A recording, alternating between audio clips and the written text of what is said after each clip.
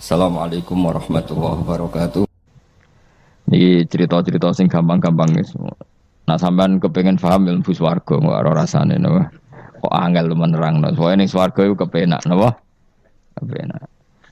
Tapi sama nak terangno swarga niku wis pokoke swarga. Ora usah bayangno mlebu swarga. Dimulai sakniki. Ya nak ya khisimun ngaten wae kan napa ketika terjadi kiamat niku tak khuduhum wahum khisimun. Jadi manusia itu takdire itu seneng tukaran. Karena tadi ya, sengketa yang mari tukaran, pendapat baik yang masih nyari yang terbaik, sama-sama kebenaran nyari yang paling benar. Karena manusia itu dari awal kurang penggawean. Jadi barang apik cek diperdebatno dengan yang luwih napa? Apik. Sehingga bayangannya pangeran itu sok ben nak kiamat kapan saja terjadi ku wong lagi sibuk para padu, lagi sibuk gegeran. Wes iku wis mesti. Karena tadi manusa niku pun watak dasare niku konflik. Ya tadi misalnya pengurus masjid bahkan mungkin organisasi-organisasi perdamaian itu pas rapat ya tukaran. Padahal organisasi ini perdamaian. Ya tapi pas rapat lalu solusinya apa? Solusinya begini sih, tok debat gini. Padahal, no, organisasi no, perdamaian. Tapi ya tetap tukaran. Asal cek manusia itu tukaran. Uniknya lagi manusia itu kalau ingin damai juga harus punya alat untuk tukaran. Nah orang ya tidak. Lalu kalau nanti ngaji kitab dalam salah satu kitab ada makalah gini. Idza arad ta'asulha fasta'id dalil harbi. Kalau kamu ingin damai, maka siapkan alat perang sebanyak mungkin. Karena logikanya gini ya, kalau misalnya ada bajingan atau penjahat, dia punya bom, punya pedang, terus kamu sebagai orang soleh tidak punya apa-apa, bisa nggak bergening perdamaian? Kan nggak bisa. Mereka terpaksa damai karena kamu punya senjata yang imbang. Jadi kalau musuh kamu punya nuklir terus kayak gak punya apa-apa, ayo damai wae. Kono kan rugi damai. Wong tak bom kena kok damai bareng kan gitu. Makanya kamu harus punya senjata yang imbang. Makanya dalam tafsir-tafsir itu diterangkan ketika Allah menyuruh kita wa'iddu lahum mastata'tum min quwwati wa min ribatil khaili turhibuna bi aduwwa. Kamu umat Islam harus menyediakan alat perang sebanyak mungkin. Itu bukan berarti Allah menyuruh umat Islam perang terus ibuatan. Dalam keadaan dunia yang banyak gesekan seperti ini, orang itu bisa damai justru kalau sama-sama punya senjata. Dan itu teori itu dipakai seluruh dunia. Segamane cara sing didelok wong akeh sing ora jare. Misalnya Amerika kan terkenal dikjaya, Korea Utara ben dirgani Amerika kudu gawe senjata sebanyak-banyaknya. Ya sudah seperti itu sudah teori yang dikatakan Quran. Mata dolim itu nak ora diimbangi ya mesti yang satu diinjek. Makanya dalam fikih Islam itu lucu. Fikih rodok jorok tapi gelem ra gelem kayak kudu setuju. Nek cara fikih itu kayak dibojo ayu cek elek. Nek ra gelem mbok kumpuli ra wajib mbok nafakoi. Dadi kono iso ngancam gak bukai dhuwit ra takai. Ajane rodok jorok fikih. Itu cara fikih memang gitu. Perempuan itu tidak wajib melayani suaminya jika tidak dikasih nafkah. Lucunya fikih yang merovokasi sing lanang dan wong lanang ra wajib nafkahi nek ra digawe iku wis ora usah terangno iku opo. Jadi fikih itu karena ngikuti teori umum. Makanya Mbah Mun itu fikih kata beliau itu aku mbek fikih ini ra cocok. Aku ape omah tapi dagangan perkara itu. Tapi memang secara prosedur fikih gitu. Mana wong kere-kere itu pancen ya serantuk jatah kelon karena ra iso nafkahi gitu. Itu cara fikih. Memang seperti itu. Karena kere kok pola, napa? Kere kok pola. Kalau nak kere kudu ganteng. Jadi orang untuk jatah sing wedok sing seneng lah itu ijek untuk jatah. Tapi nek wis kere elek ya wis nelongso perkarane memang jadi karena seorang istri wajib melayani suaminya jika tidak kodak nafkahi. Bahkan menurut fikih Islam itu boleh rafa. Jadi oleh rafanya hakim. Pak Hakim suami saya kiri itu boleh. Dan itu bisa diceraikan oleh siapa? Hakim. Jadi rafa. Karena tadi manusia itu yakhisimun di mental konflik. Padahal mental konflik itu tidak dihilangkan Allah sama sekali kecuali nanti setelah di surga. Makanya Allah ngendikan apa wa naza'na ma fi sudurihim min ghillin. Jadi sifat dengki, sifat hasud itu dihilangkan nanti setelah di surga. Artinya di dunia itu antar wong soleh ya mesti hasud. Mana ada sing ora soleh, sing soleh wae kudu hasud. Ya senine ngono. Waduh Indonesia ini rebutan dari presiden iku geger, rebutan masjid geger. Bahkan rebutan ngeklaim nak salate paling sah, torekoe paling bener iku ya geger. Padahal yang ngerti otoritas itu yang pangeran, tapi manusia tetap menang kalah, wae geger. Besu sak PT nak seneng dalan yo geger. Kalau sering Pak besu balapan itu kadang nggih sak napa? Sak PT, sak PO itu. Karena nanti bayangannya pangeran itu ya mesti terjadi yang pangeran sing ngendikan kiamat itu tak khuduhum wahum ya khisimun. Jadi ben ora men yasinan tok ora paham tak tulung. Bangunan ora paham bangeten. Wahum fi ghaflatin minha bitakhosumin wa tabayu'in wa aklin wasyubin. Mesti manusia itu de mental takhosum saling berebut. Makanya cita-citane Sidina Ali dawuh Sidina Ali ana awaluman yatsu baina yaday rahmanil khusumah dari Sidina Ali. Saya nanti pertama ketemu pangeran itu akan melaporkan musuh-musuh saya. Jadi cita-citane dene ngono. Aku lah di rencana ngono. Aku lah di ben seru no. Jebule bareng lapor ku alah wah ya nyoro. Sidina Ali pede wae anak gue wis lapor jebule. Salah. Karena apa? Ya itu tadi. Manusa iku wis pokoke ngono. Pertama manusia itu Nabi Adam. Iku ya wis geger mbek malaikat. Dari pangeran Adamu khalifah, dari malaikat khalifah kok manusia mesti seneng geger. Tapi malaikat protes iku ya geger dhewe. Wong pangeran sing duwe kawula kok ngangkat digegeri. Jadi mengan pangeran ra trimo. Wong aku sing duwe makhluk gawe aturan kok mbok gegeri. Iku pangeran. Jadi manusia pertama iku ribet. Pertama ribet mbek malaikat. Bareng Qabil mbek Habil ya ribet mbek dulur. Mulai dhisik perkara wedokan. Dadi sekunane kunong wedok mari ribet. Ka ono wedok tambah ribet. Wis pokoke donya wis ribet wis dinikmati wae no. Dinikmati. Makanya banyak orang top itu. Kalau punya kenalan banyak orang top. Niku ribet itu di manage. Jadi ada salah satu tokoh Indonesia itu terkenal sekali. Nak pidato ra kontroversi ra iso turu, tapi nak wis pidato wong bingung kabeh iso turu. Niku saya sangat kenal orangnya. Dengar supire takoki, "Mau piye? Tak pidato ini udah bingung ta." Nak dijawab ra bingung kecewa deh. Lek jawab wah bingung sedanten, wah seneng itu iso turu deh. Karena memang konflik itu manusia tetap seperti itu. Jadi apa ya? Kebaikan pun makanya ada guyonan, ini betul kisah nyata ini, tapi reputasi bernegaranya ini karena sensitif. Ada negara tertentu yang muadzin itu digaji 30 juta. Jadi orang Arab melarat ini muadzin tok itu 30 juta. Naiknya BMW. Imamnya itu digaji 70 juta. Hitung saja kalau 70 juta satu bulan, satu sholat berapa? 70 dibagi 30. Kira-kira berapa satu hari ini? 2 juta, sekitar 2 juta 200 lah.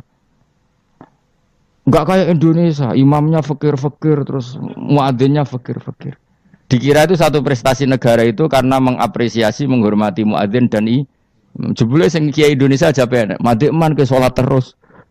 Maksudnya lah madikman ke salat terus lah ono gajine. Wah. Akhirnya kecewa. Semenjak itu ora berani cerita prestasi negara itu pada Indonesia. Ya dia itu bangga negaranya itu menghormati imam sampai digaji, muadzin digaji. Terus dikirakan Indonesia dinya. Imam Indonesia kan fakir-fakir, kadang wis padasane elek imami dhewe, koma dhewe. Terus macam-macam lah. Nah. Tapi dekne gak ngerti nak Indonesia ku pinter tukaran, pinter debat. Oh, berarti ke salat terus iku perkara ana gajine to ngono. Makanya imam di sana sergap-sergap karena kalau enggak ngimami dipotong gaji. Semenjak itu negara itu nggak pernah cerita prestasinya negaranya mengelola imam. Nah itu dunia-dunia kemarin geger. Saya sering debat sama banyak kiai karena itu. Gue setuju di masjid imami digaji sama ndak. Misalnya saya partai ikhlas, setuju ndak biar imami itu ikhlas. Ada yang partai realistis, mereka kan punya keluarga harus dibaji dong. Kalau enggak kasihan. Partai realistis versus partai ikhlas. Menang mana coba? Menurut hukumnya Allah mungkin menang ikhlas, tapi partai realistis, mosok wong kok ngimami tok ora entuk gaji. Artinya apa? Dalam kebenaran saja bisa diperdebatkan, apalagi barang bener mbek batil. Karena manusia itu punya mental wahum yakhisimun. Ya sudah seperti itu. Makanya nanti benar-benar gak ada konflik itu di akhirat. Mulane akhirnya imam gak bangga. Surga ngimami wangsane hebat jebule mergo digaji. Mandek man ke salat terus wong ono gajine. Artinya salatnya orang Indonesia itu luar biasa. Imam-imam Indonesia tanpa gaji kok. Ya resikonya kadang mutung, itu kan gak masalah. Tapi ya gak masalah lah, tapi tetap ikhlas timbang napa? Gaji. Mana kulo nu bingung saya hafid mulai digaji, ustad digaji, kulo bingung ngerti takoki. Kulo berkali-kali. Beberapa pemprov kan ingin mengapresiasi hafid dapat insentif terus ustad. Kulo ngerti takoki jenengan termasuk yang setuju apa enggak? Muni setuju iku kok didik uang kedonyan. Muni ra setuju hafid metu dhuwit kok ora oleh. Aku yang mending ngene, wong alim ra iso mikir dunya, mending ngono ta. Itu yang tanya itu kadang gubernurnya tanya saya, bupatinya tanya saya, Gus di daerah mana-mana itu ustadz, guru madrasah itu dapat insentif. Cara jenengan Rembang setuju apa enggak? Aku jawabku yo ngelatih ustadz seneng duit yo ora apik. Nentang ustadz untuk rezeki ku yo ora apik. Wong ustadz fakir yo akeh tenan. Nah, kula kan wong keramat, gak mati masalah cara orang untuk gaji. Tapi kan tidak semua orang keramat. Nah, kula wong keramat untuk gaji tetap gagal. Tapi rata-rata ustadz kan tidak keramat. Gak keramat, bujune cerewet. Cek kumpul mertua. Ndak, kalau sampean misalnya jadi, ndak ini cerita Wakhisimun. Seman setuju enggak kalau ada hafid itu dapat insentif? Ayo, ngaco. Setuju ora? Loh, kok setuju kabeh. Terus kowe seneng hafid itu di mental materialistik. Setuju tak? Ndak. Terus kita setuju. Hafid ra duwe. Mungkin ya, jadi ngurusi agama. Jadi memang kebaikan saja bisa diperdebatkan. Makanya dulu kalau ulama, makanya ijtihad itu penting. Ulama dulu itu kalau gejolak-gejolokan itu dalam hal yang tidak mujma'alah ya, tentu dalam hal yang tidak apa mujma'alah. Itu gejolak-gejolokannya itu nggak pernah selesai.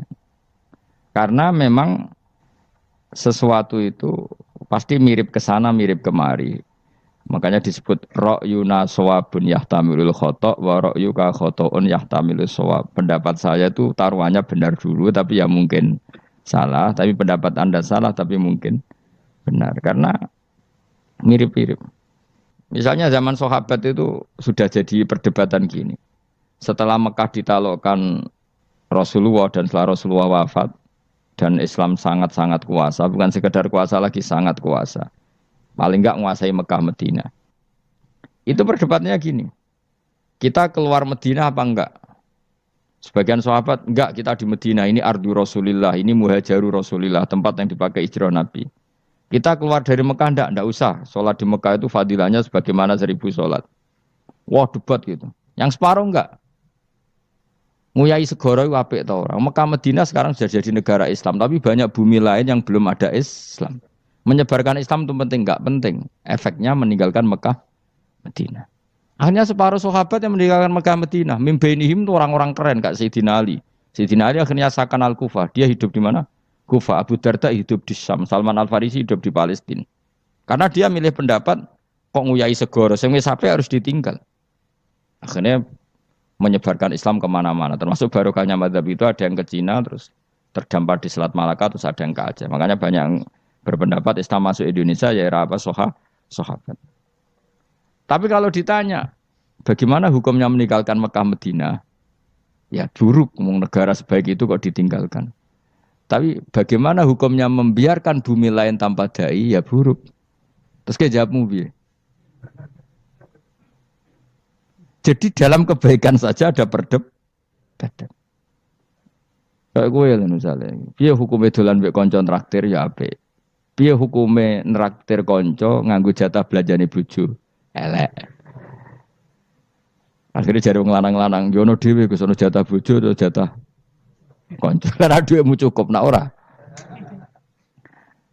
Ya itu udah semua manusia itu wahum yakhisimun. Makanya sampean kalau beda pendapat itu sing biasa wae. Aja kok wong saiki beda pendapat geger. Beda pendapat itu sudah fitrah. Enggak mungkin lah. Kita ada beda pendapat itu enggak mungkin. Di kampung-kampung kalau ada masjid speaker di mana-mana saya sering ditanya. Wadah yang Gus, kandhani nak adzan jo banter-banter, mengerameni tonggo. Nak niat salat ora usah adzan nak teko. Bar. Sing sitok. Sing sitok, yo ora kudu banter ben siar. Sing sitok mau sedemen dipisoi tok, mergo sing ora seneng malah mau misoi tok, sing wis seneng tanpa adzan pun yo tanpa adzan rame-rame maksudnya wis salat ke milih ndi. Dulu tuh perdebatannya gitu.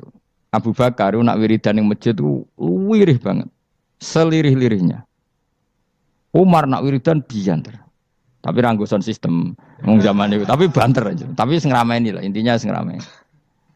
Ketika Abu Bakar ditanya Rasulullah, ya Abu Bakrin, kenapa kamu melirihkan suara? Jadi saya itu malu sama Allah. Dia itu zat maha mendengar. Jadi saya mengeraskan suara itu malu. Kayak pangeran butuh suara keras saya. Umar ditanya, kenapa kamu terlalu keras? Umar jawabannya sederhana. Bener-bener ngantuk. Makanya nggak ada satupun ulama yang mengatakan Umar itu afdhalu min Abi Bakar. Kok jawabannya yo kadang sederhana banget. Malahnya ijma' ahli sunnah itu Abu Bakar afdhalu min Umar. Kok nak delok jawabannya kok bener ngantuk. Padahal jawabannya Abu Bakar. Kula nu isin kalian pangeran yang maha pendengar kok banter-banter. Rasulullah dalam banyak hal ya gitu. Ketika banyak masalah itu sahabat donga banter-banter. Nabi duka. Innakum latatuna as-somma. Kamu tidak berdoa sama zat sing budek. Maka kamu enggak usah banter-banter. Jadi andaikan ada istighosah pakai sound system banter-banter itu ya perlu dipertanyakan. Lah pangeran wis krungu gegere ngono lho apa misalnya. Tapi misalnya mazhab itu kamu pakai. Terus ada pertanyaan, dangdutan saja banter. Kenapa kalimat thayyibah tidak boleh banter? Masalah mana? Ya asal ijek dunia itu masalah. Kemilah dia. Ini cerita saja. Kalau manusia itu istighosah jaluk tulung sapa? Pangeran kan? Pangeran sudah dengar tanpa sound system apa enggak? Kenapa banter-banter? Tapi kalau tadi dibalik dangdutan saja banter-banter. Kenapa kalimat thayyibah tidak boleh banter-banter? Jadi manusia itu memang potensinya itu ya khisimun dalam kebaikan saja khisimun. Jibril orang kondangi itu buantai malaikat-malaikat liyane. Masyhur itu. Siapa yang enggak ngerti Nabi Ibrahim? Nabi Ibrahim itu nabi keren. Diobong ning geni ambek Namrud. Jibril datang. Saya utusan Tuhanmu, melihat kamu mau dibakar simpati. Nah terus piye jare Nabi Ibrahim? Yo nak kowe njuk tolong tak tolong ya. Ndak saya ndak minta tolong sama kamu. Wong kowe aku padha makhluk e. Kena wani ngomong ngono mbek Jibril. Nabi Ibrahim santai. Maksude iku ora mbek aku sing nulung. Kowe kandha aku tak kandakno pangeran. Jare malaikat Jibril. Jare Nabi Ibrahim, lho nak soal pangeran rasa kandha kowe wis pirsa. Artine ngene lho, padha kekasih pangeran yo bantah-bantahan jenenge wong maksudnya. Nah ngono nang partai politik ora men geger kowe. Mulane ana partai politik geger biasa, wong Jibril wae geger mek Nabi sinten. Ibrahim biasa wae. Mulane ke sampeyan takoki mungkar nangkir kudu wani ben seru napa? Takoki marbuka, kula guru TPQ. Ngenyek wong guru TPQ jadi takoki marbuka. Sing mulang niku kula. Sampeyan ra tau mulang malah takok. Jelas. Malaikat. Ben ngerti. Itu masyhur itu, termasuk keramatnya Imam Malik itu gitu. Dia itu punya teman guru madrasah. Neng akhirat dicetakoki mungkar nakir marbuka. Malaikat Malik matur pangeran. Gusti, malaikat jenengan kandhani piye guru tauhid takoki marbuka. Akhirnya pangeran yang nyalano malaikat yo sing jenis ngono iku coba takoki. Lucu dong guru tauhid takoki. Sesuai Kanjeng Nabi pisan takoki, "Waman nabi uga?" Malah perkara tok. Kanjeng Nabi Muhammad terus takoki Waman. Iya toh aku nabi malah takoki Waman Nabi. Makanya menurut pendapatnya ulama-ulama itu pertanyaan mungkar nakir itu tidak bisa digeneralisir. Tidak semua orang ngalami itu. Saya tidak punya rencana untuk mengalami pertanyaan itu. Karena pasti pilih-pilih. Nah, angger wong ngono Kanjeng Nabi kena pisan. Terus Kanjeng Nabi apa kena pertanyaan Waman Nabi Yuka. Kan ora kebayang. Makanya masyhur itu. Sama lihat itu di kitab Nurul Dholam itu karangannya Syekh Nawawi. Syekh Nawawi Al-Bantani itu sarahnya apa itu Aqidatul Awam. Yang Nurul Dholam yang sarahnya apa? Aqidatul Awam itu. Itu dikarang Syekh Nawawi. Itu diantara keramatnya siapa itu?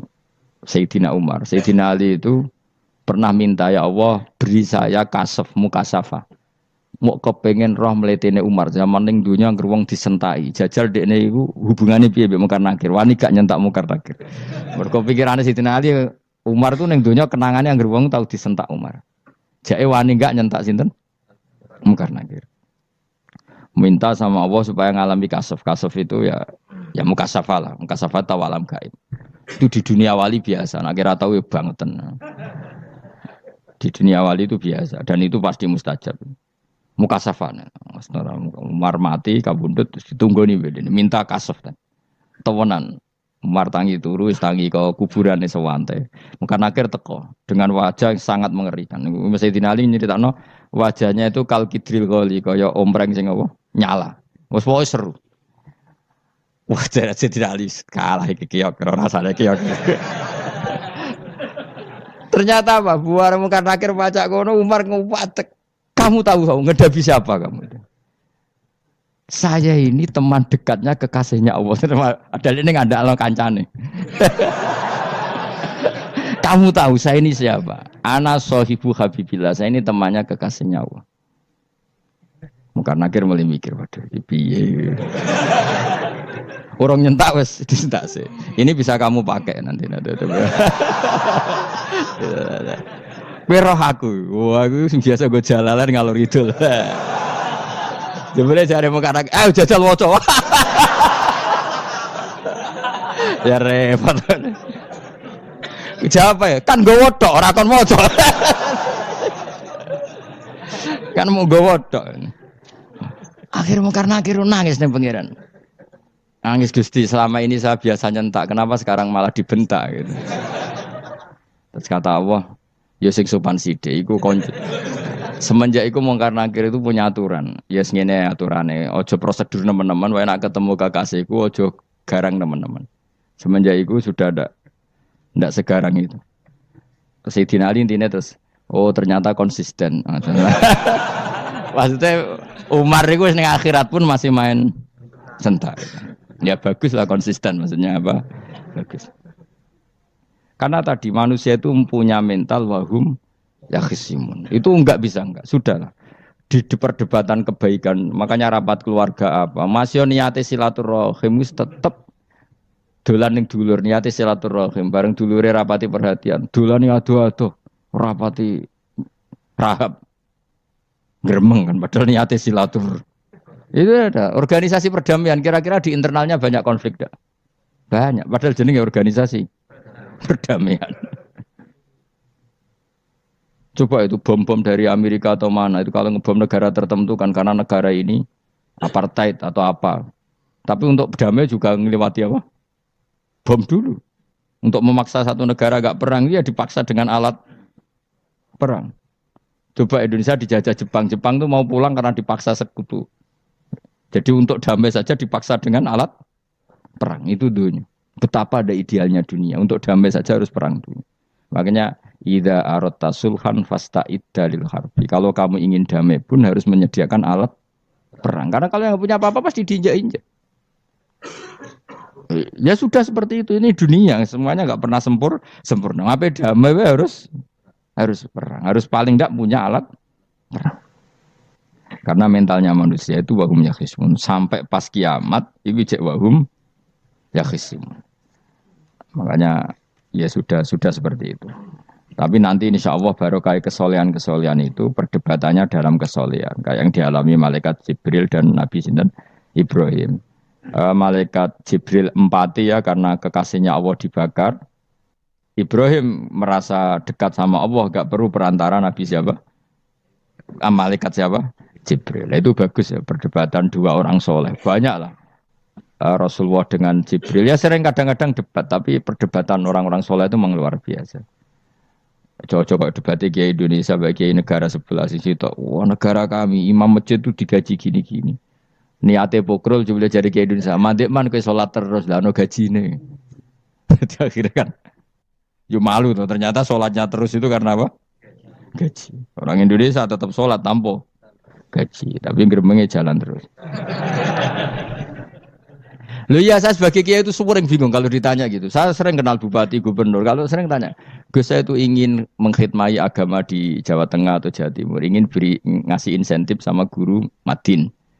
Saya sebagai kiai kan juga bingung. Muni setuju gue didik uang material, muni rasa setuju. Mosok ustad tapi untuk rezeki kok ditentang. Nah gue jenis setuju apa menolak? Mustafa sing khusuk muni setuju. Terus bosan deh nabi melarat. Ayo setuju orang. Nah aku wong alim ana takdir. Suara kena dipikir itu ya suara kena dipikir. Ya karena tadi sudah wahum ya khisimun itu apa? Wahum ya khisimun. Ya sudah seperti itu. Mohon kalau terus nang. Wamtazil yauma ayyuhal mujrimun. Wa yaqulu lan dawuh sapa Allah taala. Imtazil yauma. Nggih niki oleh nafsir Imam Suyuti wamtazil yauma ayyuhal mujrimun terus wawune niku dilebokno lafat yaqulu wa yaqulu. Tegese lan dawuh sapa Allah taala dawuh imtazil yauma. Imtazumi saw sira kabeh al yauma ing dalem iki dina ayyuhal mujrimuna he wong-wong sing dosa. Lan iki nunjukno nak zaman ning donya iku kancanan wong kafir sing ora harbi ki angsal. Mergo orang bener-bener terpisah dari wong kafir teng akhirat. Makanya ulama-ulama tidak mengharamkan misalnya ada mahasiswa Indonesia kuliah di Jerman atau enggak apa-apa. Sementing jaga imannya. Karena wajib terpisah mbek wong kafir iku nak wis teng akhirat. Imtazul yauma ayyuhal mujrimun. Infaridu adil mukminin indakhtilatihim bihim. Saat di akhirat benar-benar orang mukmin harus terpisah dari orang kafir karena alamatnya berbeda. Tapi kalau di dunia kan ada hajatil muamalah, ada hajat muamalah. Ya, tadi asal tidak harbi, ada asal kafir yang tidak musuhi kita. Karena ada hajat muamalat. Ya, ada hajat apa? Muamalat. Mau tidak mau. Misalnya kamu ya haji ya pakai pesawat. Bikinan Amerika. Orang Amerika bisa punya uang ya nak pesawatnya kepayon tinggal haji. Kalau enggak ya ada yang rental ya bangkrut. Ya, tapi kue nak misalnya ranggu pesawat terus sampai melaku. Ya asal di dunia itu pasti ada saling interaksi sosial. Paham ya? Nah, nanti benar-benar terpisah wamtazil yauma ayyuhal mujrimin itu nanti, napa? Nanti. Guys, enggak bisa dihindari. Wamtazulan misau sira kabeh al yauma ing dalem iki dina ayyuhal mujrimuna he eling-eling sing dosa. Saya punya sekian cerita ya supaya sampean tidak jadi ekstremis. Allah mentakdir dunia itu sudah seperti ini. Sudah kamu tidak boleh protes. Kayak apa Nabi Musa itu Sofiyullah. Sing rumat Nabi Musa cilik sapa? Fir'aun. Ketika Rasulullah lahir itu panitiane ra kowe Abu Lahab. Wong roh kabeh. Pas Nabi lahir kowe mbek Abu Lahab berjasa ndi? Berjasa Abu Lahab. Abu Lahab saking senenge ponakane lahir lanang ganteng iku candaleme dekne mestine iku penting bagi dia dihibahkan ke Sayyidah Ami. Nah, iki jenenge Suwaibah napa? Al-Islamiyah. Cara Jawa wis ora usah ngewangi aku nduk ngewangi dulurku wae mergo duwe bayi. Kayak apa? Dia yang tasakuran, yang ribet karena iya, kekasih pangeran di rumah Abu Lahab, Musa di rumah Fir'aun. Ini dunia serai dia. Ya sudah seperti itu. Kamu mau apa? Lah pangeran yo ora risi tenang ae. Misalnya Abu Lahab protes, "Kulo nate ngurmat kekasih jenengan, iya dunyaku sih monggo." Selesai kan? Dunyaku dipangan kekasihku, selesai kan? Misalnya Fir'aun protes, "Riyen sing ngurmat Musa kula lho Gusti, nganggo dunyane sapa?" Dunyane jenengan ya wis masalah ya apa? Pangeran santai wae. Tapi nak kowe ada bayangno wong saleh kudu steril kok wong kafir lah terus kowe gak tau maca sejarah. Nabi Musa itu rumah Fir'aun. Lahirnya Kanjeng Nabi niku sing manitiani Abu Lahab. Yes ngono dunya biasa wae. Pokoke urip wis biasa wae. Maksudnya biasa wae penting saleh, di hati saleh, rezeki yes minallah. Pokoke taluk mek pangeran, ora usah sok suci, ora usah sok bener dhewe biasa wae. Dunya wis kabeh kersane napa? Pangeran. Ya sudah seperti ini. Yang soleh kayak Sa'labah malah akhirnya su'ul khotimah. Padahal dulu disebut hamamatul masjid, tukang iktikaf. Gak tahu mulai ke masjid, tapi akhirnya su'ul khotimah. Wahsi sing mata ini kekasih Nabi, rupanya mata ini Hamzah, ditakdir husnul khotimah. Makanya itu ya muqallibal qulub, tsabbit qalbi ala dini. Kita tidak pernah tahu. Nah kenapa kalau saya ngaji PD, mereka aku muji pangeran, saya tidak pernah mikir awakku, tak penting awakku, penting muji pangeran. Ngaji itu artinya kan muji pangeran, muji ilmune pangeran, ya sudah selesai. Itu anak kue dongo itu mikir awakmu dewe. Mulane dongo mek ngaji ku derajate dhuwur ngaji, mergo ngaji muji pangeran, nak dongo mikir awake dewe. Makanya masyhur itu ada dua kelompok di masjid, yang satu diskusi halal haram, yang satu berdoa. Nah, terus Nabi keluar dari rumah berdiri, sempat ragu, saya kemana? Terus akhirnya Nabi ngendikan mereka itu berdoa kalau Allah mengabulkan ya disembadani. Tapi mereka belajar halal haram. Itu perintahnya Allah, saya sebagai Nabi. Terus akhirnya Nabi gabung kelompok yang belajar halal haram. Karena belajar halal haram artinya ingin menghidupkan hukumnya Allah Ta'ala. Tapi nak wong dongo kepingine iku kabul kajati. Intinya mikir awake dewi. Makanya saya termasuk ulama yang jarang berdoa. Tapi ya berdoa tapi kadang-kadang. Nah kowe kan gak kontribusi ning agama rapati ya ndonga. Oh dasar murahan. Ya tapi piye mulang ya ora payu. Jadi kadang-kadang kula dibantah. Lah jenengan mulangi payu Gus. Lah kula ora payu, ndonga-ndonga ngono. Ya tapi aku ngerti pangeran ra bakal nyembadani barno ra wis. Pangeran yo paling sedikit isi dik ngono cukup. Kula termasuk orang yang enggak setuju ya kalau orang sholawatan terus berlebihan tapi khidmah ini Nabi kurang. Maksudnya gini loh, sholawatan berlebihan ya. Redaksi sholawat tentang Nabi itu kecil. Bukan sholawat jumlahnya enggak. Redaksi tentang Nabi itu kecil, sementara tentang keinginannya itu saya tidak suka. Saya suka sholawatan itu ya yang nyifati Nabi banyak, kemudian keinginannya kecil. Itu bagus. Kayak Ikhya itu loh, kayak Ikhya Abdul Hasan Asadili itu kalau dongo itu jaluk mau swidik paling baris paling terakhir. Misalnya gini, nahmaduka ya man huwa la ilaha illa anta ar-rahmanur rahim itu langsung in sampai nyifati Allah itu 99. Buar ngono nganti berkuras-kuras. Lagi terakhir mau jaluk dongo sithik. Nah kowe kan enggak muni muji Allah mau basa-basi tok. Alhamdulillahirabbil alamin wassalatu wassalamu ala Muhammadin. Mau nggo syarat tok. Baru ke Allahumma inna nas'aluka nganti telung lari. Telung halaman. Tapi pas muji pangeran, alhamdulillahirabbil alamin wassalatu wassalamu ala Muhammadin. Bariku terus dongo njaluk mapan, tolak buala. Yo aja. Mana jare pangeran, muji kekasihku suwi dik dongane kecangkeman. Lah saya tuh gak suka jenis itu. Harusnya sholawatnya itu yang panjang. Maksudnya nyifati Nabi yang panjang. Baru mintanya sedikit. Itu bagus sih. Duwe akhlak. Makanya saya di antara sholawat yang senang itu sholawatnya Habib Ali Al-Habsyi yang arang Simtutura. Kalau beliau baca sholawat itu sholatan yattasilu biha ruhul musolli alaihi bi. Fayam basitu fi qalbi sirru nuri ta'alluqi bi wa hubbi. Wa yuktabu biha bi inayatillahi ta'ala fi hisbi. Jadi dia baca sholawat itu, ya Allah berikan sholawat kepada kekasihmu Muhammad. Dengan sholawat ini rohnya saya, musolli itu rohnya saya yang membaca sholawat, bisa sambung dengan rohnya Rasulullah. Dan setelah sambung saya terhitung sebagai orang yang mencintai Rasulullah. Dan saya berharap dari cinta itu saya tertulis sebagai umatnya. Nah aku kan enggak mau sholawat itu mau, saya termasuk orang yang enggak saya loh ya. Tapi ya tetap baik dibanding nganggo primbon ya satu sholawatan itu. Tapi boyo punya etika lah dengan Rasulullah itu. Boyo kalau dongo nyifati Nabi yang banyak, ya baru keinginan. Kan banyak tuh sholawat yang seperti yang saya misalnya di kitabnya Sayyid Muhammad ada Allahumma sholli ala sayyidina Muhammad nuri kalam alladzi. Wah nyifati Nabi itu sampai panjang lebar baru menceritakan hajatnya. Kalau kamu kan enggak nyifati Nabi basa-basi, mau sidik mana. Malah kadang orang, misalnya ala Muhammad. Kok ala Muhammad, muni Sayyidina aja disoal.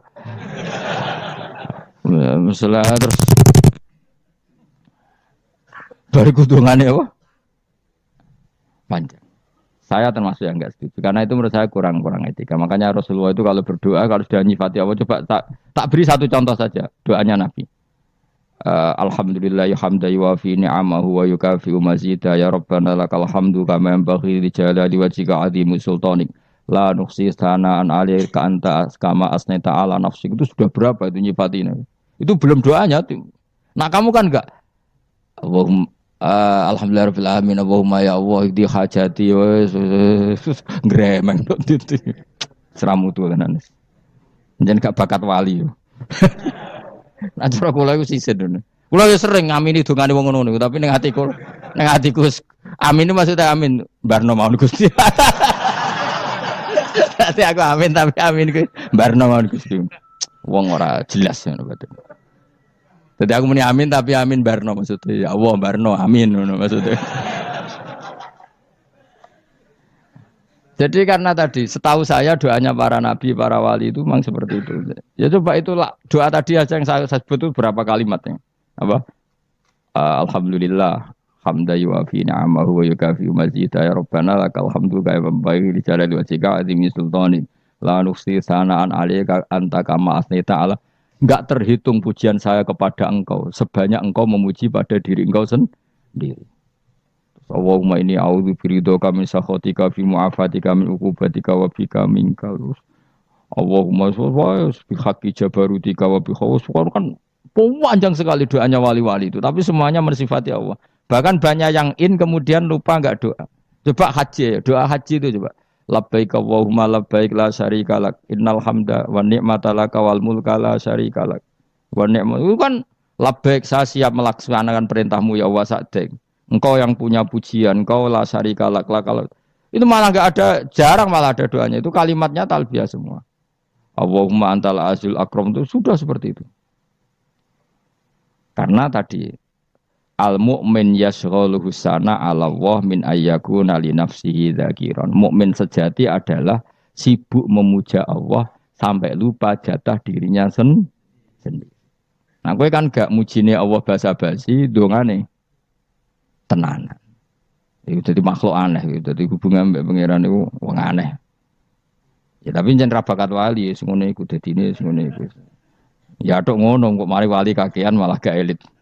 Jadi tapi saya mohon lah, itu di sholawat itu usahakan jumlah paling enggak jumlah sholawatnya banyak, doanya sedikit. Paling enggak misalnya kamu tidak punya kalimat yang apa baik ya mau sholawat ping 100 itu gak ada salah biar gue iling-ilingan apa kita menyebut kekasihnya Allah lebih banyak ketimbang kita menyebut hajat kita sendiri ya gitulah. Paling enggak punya etika seperti itu ya. Kalau kamu enggak punya sigot-sigot sing keren, bacalah sholawat berapa 100 terus cerita awam Gusti utang kula kathah. Mungkin ra jawab wis roh ngono.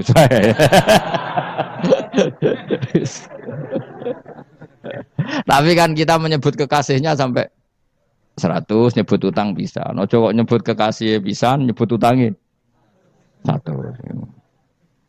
Berarti nek nek ditakoki pangeran, kowe nyebut kekasihku piro pisan, nyebut utang 100 dasar ra utang ngono mereka. Ya ada, saya termasuk orang yang enggak setuju tadi. Jadi kalau apa redaksi sholawat cari yang mujinya Nabi lebih apa? Lebih banyak. Karena itu nanti lebih diridhoi Allah Taala. Coba Allah sendiri kalau nyebut nabinya itu hitung saja.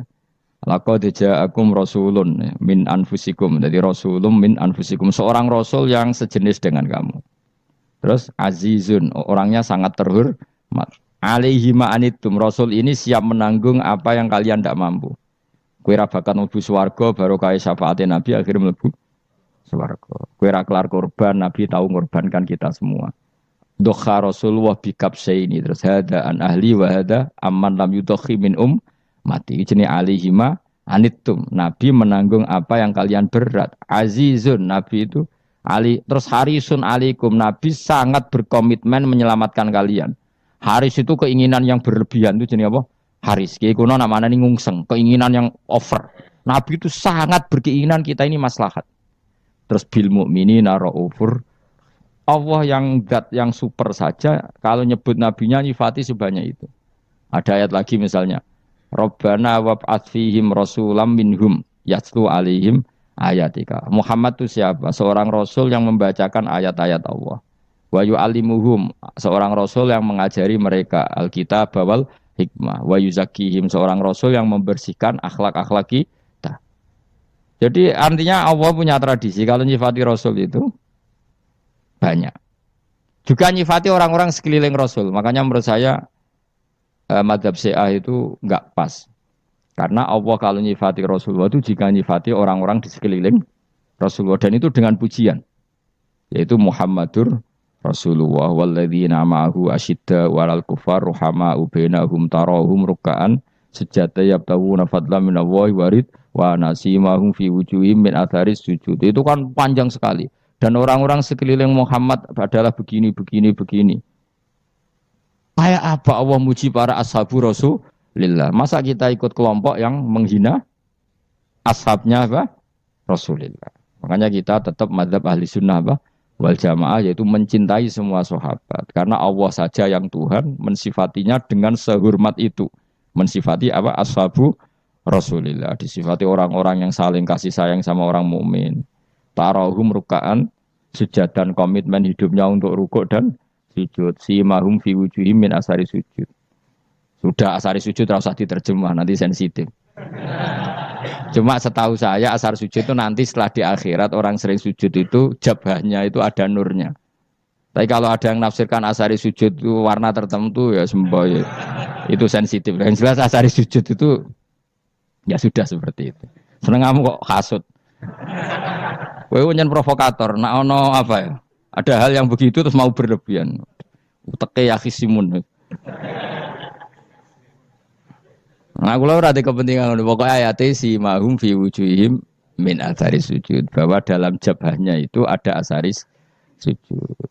Itu masyhur kan, saya terangkan ya, tapi kowe aja sensitif loh, biasa wae. Suatu saat Rasulullah itu ngendikan begini, nanti saya kata Nabi akan nyafaati kalian semua. Sahabat-sahabat tanya, ya Rasulullah dengan sekian miliar orang bagaimana kamu mengenali kita?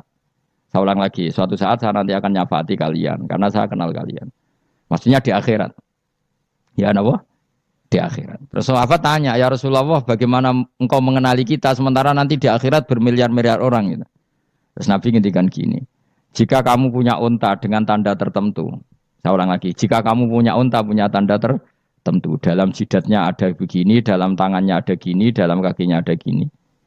Maka apa kamu bisa membedakan untamu dengan unta orang lain? Ya bisa ya Rasulullah, karena unta kita khas. Misalnya kaki depannya ada putihnya, kaki belakangnya ada putihnya, dalam baduknya ada putihnya. Kata Nabi, inna ummati yud'auna yaumal qiyamati hurran muhajjalin min asaril wudu. Nanti umatku, nanti wajahnya juga bersinar. Tangan kakinya juga bersinar. Jadi asar itu saya pastikan secara riwayat itu akhirat, maksudnya tentang akhirat. Tapi bahwa yang di dunia ada yang memulai asar itu nggih monggo mawon. Loh itu bagus kan, artinya ekspresi percepatan. Enggak apa-apa loh, daripada kok kowe ra jelas ngene iki. Maksudnya ya orang ngetok ya pancen jarang sujud tenan. Wis ora usah sensitif, tapi yang jelas ya nanti. Ya sebenarnya kiamat ruang samu. Nanti hisab itu nanti kalau hitung hanya sekitar 3 jam. Hisabnya sak dunia itu hanya sekitar. Karena malaikat itu tidak kesulitan sama sekali. Tak warai ya. Ini enggak akan salah saya dalam hal ini karena riwayatnya sahihah. Kenapa hisab itu hanya butuh rubu'un nahar, 1/4 dari siang enggak. Anggap saja siang itu 6 jam atau 12 jam itu aja terserah. Kalau 12 paruhnya kan 6 ya. Seperti 1/4-nya berarti 3. Itu gini, jadi nanti di mahsyar itu kan yaumatab jadu wujuh wa taswaddu wujuh. Yaudah yang kafir itu kelap, hilang, wajahnya, tubuhnya semuanya gelap. Yang mukmin itu semuanya terang. Jadi sudah yang tabyadu wujuh wa taswaddu wujuh otomatis terus nyingkap. Terus pergerakannya itu delala yang tabyadu wujuh itu ke kanan, yang taswaddu wujuh ke kiri. Maka kamu jangan punya sinar yang kelap-kelip. Nanti kena bego yang Karena nggak jelas tadi. Maka kamu harus sinarnya yang sejelas-jelasnya. Ghurran muhajjalin min asaril. Bila perlu nur kamu sampai menembus langit saat itu. Makanya ketika orang mukmin sudah nurnya ada di muka, ada di tangan, masih ngendikan Rabbana atmim lana nurona, karena takut masih kena bigo tadi. Karena kalau hanya wudhu tok, sikil tok kan, bayangkan di miliaran orang kan bisa agak kelihatan. Tapi kalau nurnya sampai nembus langit kan, itu siapa kok nurnya sampai, kan malaikat langsung tahu. Lane hafal Quran, alim kan insya Allah nurnya itu. Sama zaman itu masih berdoa, Rabbana atmim lana, sempurnakan nur kami. Karena nanti identifikasi malaikat berdasar tadi. Kalau ada nur berarti diletakkan ashabal yamin. Kalau nggak ada nur, ashabal shimal. Nah malaikat yang dibawa bigo itu kira-kira detail nggak? Dugaan saya kalau kelap-kelip pasti kena simal. Wah ini partai kiri. Kan, pemenang yang wudhunya mau dulet sirah tok sidik. Karena anak mazhab Syafi'i. Sebetulnya meskipun dosa sebaiknya kalau basuh sirah itu kabeh ben ora kelap kelip mana aneh pepes terus dulat-dulit tok. Iku sok ben ya itu. Kelap kelip. Ya sudah ya. Setelah itu kata ngendikane pangeran yu'raful mujrimuna bisimahum fayukhadu bin nawasi wal aqdam. Orang-orang pendosa kelihatan maka diletakkan di kiri. Nah sama yang orang-orang baik simahum fi wujuhim min asari sujud. Jadi ayat itu jelas tentang akhirat. Tapi kira usah terus provokasi. Seneng kamu kok yakin Simon. Maksudnya provokator. Jadi nanti yang mukmin jelas nurnya. Lah nur ini nanti dengan kadar iman kamu, perilaku kamu. Ada yang kelap-kelip, ada yang. Nah yang kelap-kelip ini orang kena bigo itu tadi. Nanti setelah kena bigo ikut ashabis simal, yang kelap-kelip disortir lagi malaikat yang bagian detail kan ada nanti. Lah ini terus ditubir neraka. Yang kafir benar-benar neraka, yang ini ditubir neraka. Nah, itu nanti ini yang ngel-ngelok Kanjeng Nabi digoleki ya ini itu. Mana sakit Kanjeng Nabi, mana ono kiai soleh darani nek iso soleh dhewe sakit Nabi mergo terus goleki endi umatku sing kelep-kelip. Terus dicari disyafaati. Ya imma langsung dituruti Allah wa imma diumbasik ning neraka. Ya terserah rencanamu piye kon aku. Tapi yang jelas apa? Kiamat itu cepat sekali karena tadi ada identifikasi tadi. Makanya hanya cukup 3 jam karena tadi yang jelek kelihatan jelek, yang baik kelihatan baik. Makanya cepat. Ya oraful mujrimuna bisimahum, orang pendosa dikenali lewat alamatnya yaitu taswaddu apa? Wujuh. Kalau orang baik dikenali lewat tabyadu wujuh. Nah, terus setelah nyingkir, ini ngono tak warai kiamat. Setelah nyingkir itu faduri babenahum bisuril lahu bab. Setelah tersingkir tadi terus lalu ada pintu penghalang, pintu pemisah. Nah pintu pemisah tadi yang sisi kanan langsung jadi surga, yang sisi kiri jadi neraka. Itu disebut faduri babenahum bisuril lahu bab batinu fi rahmatu wa dhahiruhu min qibalihil adzab. Yang pintu arah kanan otomatis wilayah surga, yang pintu kiri otomatis wilayah neraka. Nah problemnya ketika penutupan pintu itu dah yang kelap-kelip itu katut kemana ini yang makanya kamu jangan malok partai yang apa kelap-kelip yang nggak jelas itu koalisi kemana. Kalau partai besar kan iso nyalon presiden, partai kecil ini kan ikut mana ini kan sing sak ngisore 1%, 2% ini kan repot. Lo coba misalnya nur kamu 2%, berarti gelap kamu kan 98%. Kira-kira malaikat mengkategorikan kemana coba? Ayo jawab. Gelap. Loh kok ada semangat. Padahal itu bagian dari kamu. Kalau satu tubuh itu sinarnya hanya 2%. Kira-kira kategorinya itu partai gelap, partai terang. Kok ada semangat kok ada ini. Berarti kegaruk kemana? Kiri. Tapi bisa saja malaikat cara berpikir gini. Tapi kok ada cahayanya ya? Padahal kata Allah, yang bercahaya ashabul yamin. Kan nggak ada bilang cahaya terang. Bisa saja malaikat, alhamdulillah berpikir begitu. Ya nanti kita rayu saja supaya berpikir ini kan, yang penting ada cahaya. Kan Allah tidak bilang terang apa kelap-kelip. Ya mungkin saja asal ada cahaya, dikategorikan lahu nur, punya apa? Nur. Tapi yang jelas saat itu pun yang sudah punya cahaya masih berdoa Rabbana atsmim lana nurona. Ya Allah, saya mohon sekali nur-nur kami sempurnakan. Jadi ini saya bantu teman-teman yang hafid-hafid supaya tahu maknanya ya.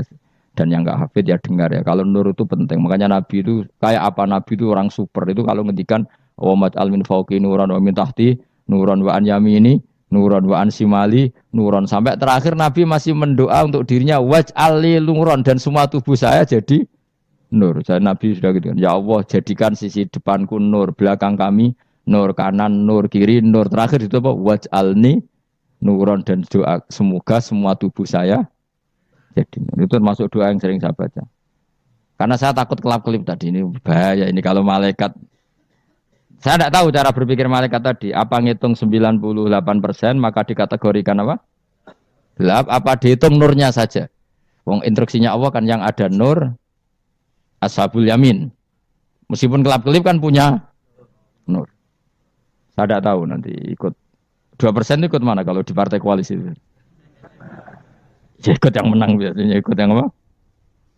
Ya paham ya, makanya saya mohon. Kalau wudhu itu usahakan sempurna, terutama wudhu sholat. Kalau nggak wudhu sholat itu sebaiknya nggak sempurna, supaya ada bedanya wudhu sholat sama wudhu tidak sholat. Rasulullah itu masyhur gitu ya. Rasulullah itu kadang tawaddu'a wudhu'an khafifan, wudhu yang sederhana, yaitu hanya sekali-sekali dan tidak sempurna. Ketika ditanya as-sholat ya Rasulullah, tidak. Misalnya saya habis makan, mau tidur, biasanya ya wudhu, tapi tentu tidak perlu sesempurna kayak wudhu sholat, biar ada bedanya. Rasulullah juga gitu, beberapa kali beliau wudhu tapi tidak sesempurna wudunya untuk sholat. Masyhur itu di riwayat tawaddu'a wudhu'an khafifan duna wudhu'ihi lis sholat. Tapi kalau wudhu untuk sholat asbaghal wudhu, menyempurnakan wudhu. Jadi supaya ada bedanya wudhu sholat dan wudhu tidak sholat. Saya gak wong ora iso ngaji podo kabeh. Abu Bakar ya gitu. Ana wong poso sunat kok nyediakno buka, dimarahin. Istrinya pernah nyediakan buka beliau untuk puasa sunat. Itu embernya dipecahi Mbak Abu Bakar. Ditanya, kenapa gitu? Apakah kamu akan menyaingi Ramadan? Jadi gak boleh memperlakukan puasa sunat kayak Ramadan. Ya biasa saja kalau puasa sunat, wah buka kolak, apa Ramadannya ya iri tuh. Ini gimana kok saya disaingi ini? Jadi kabeh itu ada proporsinya, ada apa?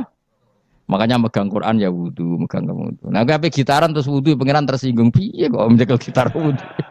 Jadi gak boleh kebaikan disaingi, itu juga gak boleh. Bapak gue sergep wudu sampai nyekel gitar. Untuk Quran tersinggung, wah semen itu gak sembunyi kan. Malaikat panitia kan ya tersinggung. KB itu kan ada proporsinya apa? Ada proporsinya. Itu hebatnya Rasulullah. Jadi kalau beliau wudu, bahkan wudu itu wudu li sholat sama tidak sholat itu. Misalnya sholat sunat. Sholat sunat itu kamu mampu ngadeg boleh nggak duduk? Boleh. Kalau sholat fardu nggak boleh, biar ada bedanya. Fardu itu spesial, nggak boleh, harus berdiri. Kalau sunat pun harus berdiri. Fardu tersinggung. Iya sunat kok nyaingi aku kan gitu kayak. Ya makanya sholat fardu wajib berdiri ya. Sholat sunat boleh duduk meskipun mampu loh ya. Nggak boleh sama. Sholat sunat pun harus berdiri. Berarti ada sunat menyaingi fardu. Ya jelas ya. Jadi aturan main itu harus jelas. Nggak boleh. Makanya Abu Bakar itu nggak mau kalau ada orang puasa sunat kemudian apa? Abdullah bin Mas'ud lebih parah. Dia itu tukang nyuwepeng orang yang selalu sholat duha. Makanya saya itu duha itu jarang karena takut kena sweepingnya siapa? Abdullah bin Mas'ud. Itu ada orang khusyuk tiap hari duha disweeping sama dia. Apakah kamu menjadikan sholat ini jadi fardu? Kok mbok lakoni bedino? Awas nampak lakoni bedino. Di era akhir duha dilakoni bedino. Perkara ini butuh duit. Itu kalau zaman Abdul Mas'ud kena sweeping apa? Karena berarti menandingi fardu. Yes, kira usah anut ilmu ku bahaya itu di sensitif. Cuma ini kan ilmu tetap tak utarakan. Biar kamu tahu, enggak boleh fardu disaingi itu enggak. Coba kan banyak ketentuannya tadi. Contoh paling gampang itu apa? Kalau sholat fardu boleh, enggak boleh apa? Duduk. Sholat sunat boleh duduk. Sholat sunat boleh di kendaraan sesuai jalannya kendaraan. Aynama tawajjahat bi rohilatu. Kalau sholat fardu, kalau kamu naik unta harus turun untuk memastikan di kiblat. Jadi banyak sholat sunat kamu dalam keadaan najis sudah tidak boleh dilakukan. Kalau sholat fardu Karena saking pentingnya fardu meskipun dalam keadaan najis ya menemukan alat sesuci harus tetap sholat. Jenenge sholat dihormatil waktu. Karena nggak boleh fardu ditinggalkan. Meskipun nanti harus iadah. Karena nggak boleh mengalahkan fardu meskipun itu oleh najis. Jadi misalnya kamu pergi hanya bawa satu celana, kemudian di terminal atau apa kena najis, kena uyah sampean misalnya, kamu harus tetap wudu dan sholat. Karena nggak boleh fardu ditinggalkan. Meskipun nanti harus iadah. Karena sholat kamu tidak sempurna. Dalam keadaan celana kamu najis, boleh nggak sholat sunat? Oh nggak boleh.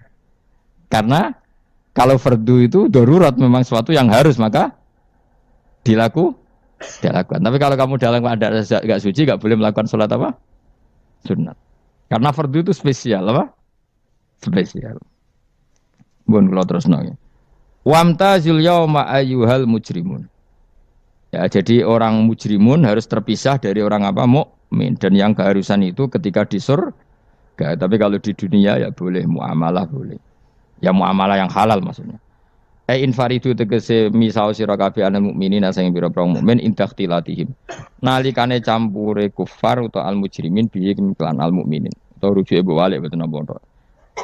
Maksudnya rujuke diwalik iki sami intakhtilatihim mukminin bihi kelan kufar atau kufar ning mukminin. Alam ahad ilaikum ya bani Adam.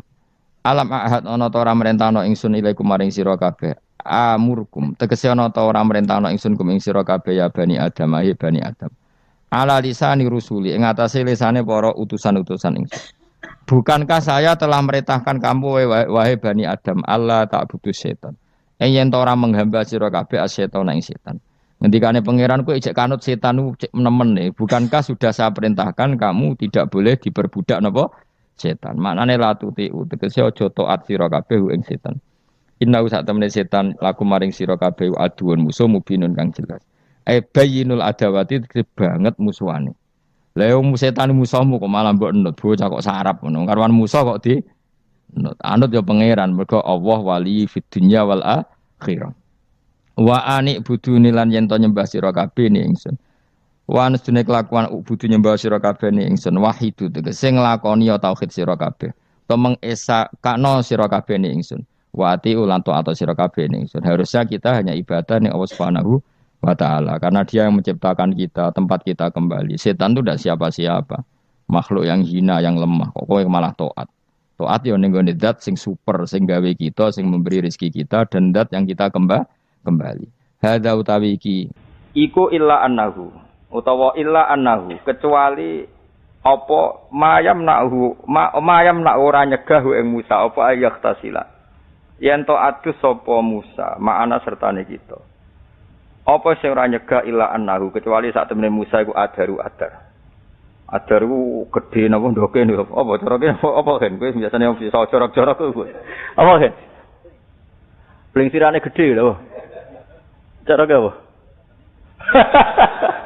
Coba kan. Kondor ya. Apa cara kene apa? Apa kan? Terbedo salus.